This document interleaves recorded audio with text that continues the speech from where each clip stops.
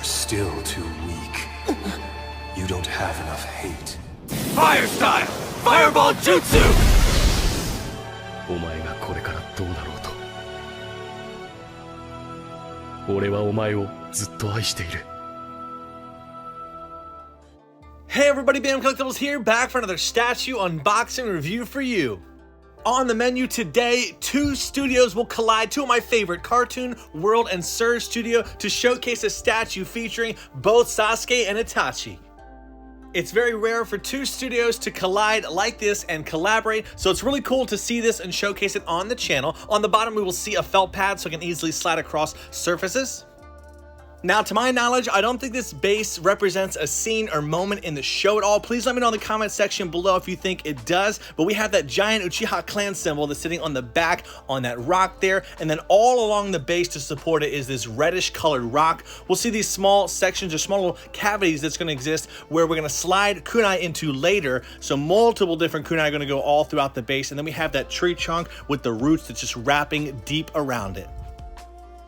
Flipping the statue over, you'll see it does sit pretty tall with that tree going really high. Itachi is going to sit there later, and also an effect piece is going to sit on the very top of the branch. But space-wise, it's not too tall. It doesn't have a huge footprint overall. It's a pretty balanced statue, I'd say. Next up, I'm not sure how I feel about this. So this looks to me like a bald eagle. All right, so in the show, Sasuke did summon Garuda, which I believe was an eagle as well, but it didn't look like this. So I'm not sure if that's supposed to tie into Sasuke or the hawk. I really don't know exactly what's going on here, but it does, again, look like a bald eagle to me. Attaches on the top with this notch here, so we'll go ahead and sit him into place. Then we have Itachi, who I mentioned before is going to be in a sitting pose, so his head was sculpted separately. We'll go over that later. Everything else is all together. The paint job is absolutely perfect, which we've come to expect from studios like Cartoon World and Surge. His ring looks great as well. We can see that kanji for Shu, which also stands for Crimson there. Now, I love the robe, how it has all the wrinkles built into it as well. It looks extremely accurate to how it would be in the show if he's just resting and sitting. That notch on his butt is where he's going to attach again to the tree there so he can sit securely into place. The red clouds are also done great. How they did add those decals on there. They just flow perfectly the way that it's just sitting there. Kind of like it's flowing in the wind as he's sitting on the tree. The only flaw that I found was in Itachi's undergarment. We could see the paint could be maybe a little bit better overall, but from a distance, it definitely blends in perfectly fine, so not that big of a deal. As I mentioned before, these studios do an amazing job with the paint job, but also the sculpting. The sculpting is always perfect and on point with the character. So on the bottom is that notch with a magnet, so it will easily attach to the neck joint. Now the eyes are, again, awesome. The eye decals that they used there were great. And in the hair, usually we're used to seeing his hair just a pure black. They did add some purplish or bluish tones into it. Maybe it's just the way that the sun's hitting it or what's going on here. But we kind of see that in Sasuke's hair sometimes throughout the series where there's a small bluish tone to the hair.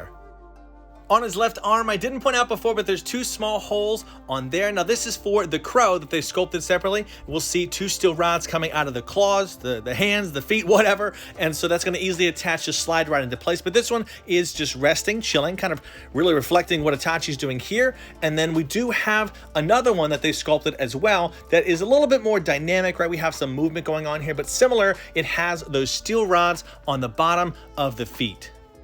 Including these crows make perfect sense, right? They go with Itachi, his character, his genjutsu, some of his jutsu, things that he uses. Now that bald eagle up top, again, I'm not sure what's going on there. So I did mention before they had kunai that are going to be spread all throughout the statue. And one thing I'll say is these are perfectly in scale with characters. A lot of times they make kunai to decorate a statue and they're just way out of scale, way too large. And these definitely accent the statue nicely in how they spread them all throughout. Crazy enough, Sasuke is sculpted as all one giant piece. That is a testament to how good of a job they do at packaging their statues. Now, for those that are unfamiliar with it, what they do is once a statue is done, they have to do packaging and fit it in there perfectly. And before they ship it out, they do what's called a drop test, where they take a statue and just chuck it around, throw it around to be sure that nothing breaks. So they did a great job of that for sure, because this arrived all in one piece. Now, the sheath and the sword on the back are made of actual steel or metal, so it is heavy, has some weight to it, and it's definitely durable, so it's not going to bend or break over time.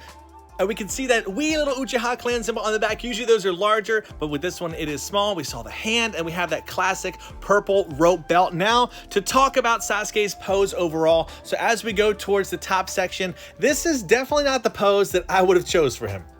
While it is cool to see the curse mark being activated, because we don't see that in many statues, if we spin this around, we'll actually see the center point of that curse mark with the 3 tomos in there. I'm not really a fan of Sasuke taking off his clothes for statues. It seems a bit out of character, and the whole pose in general leaves more to be desired with how he is just standing there confidently. Maybe they could have posed him a little bit more in a dynamic way, but it is what it is. We can see with the way that the hair is flowing that there is some wind going on in the statue. That's why Itachi's robe is the way it is, and that's why his outfit is the way it is as well.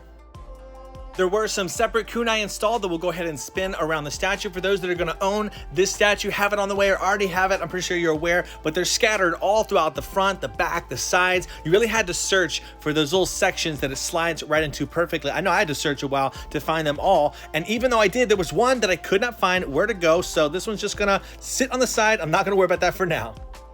Unfortunately, I don't have this card in hand, but this is the one that I would totally choose if I needed to display something next to the statue. It is just absolutely perfect, like it was made for each other to go side by side. Now, for the edition size, they included this, just like the center of the diorama, with the Uchiha clan symbol on there, the edition size on the bottom, the Rocky type look. So it's neat that you can sit it off to the side and it's not too distracting. It almost feels like it does go along with the statue nicely.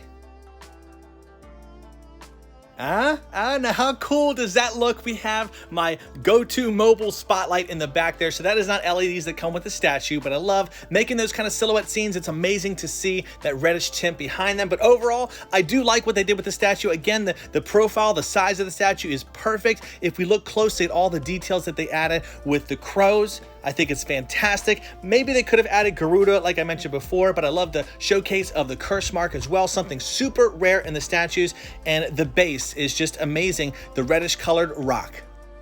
I will say, I hope one day in the future that I will get to see a statue of Sasuke and Itachi with their Susanas alongside them. That will be an amazing thing to see, but I hope you enjoyed today's unboxing, and I will see you in the next video. As always, everybody, do what you love and love what you do. Bam out.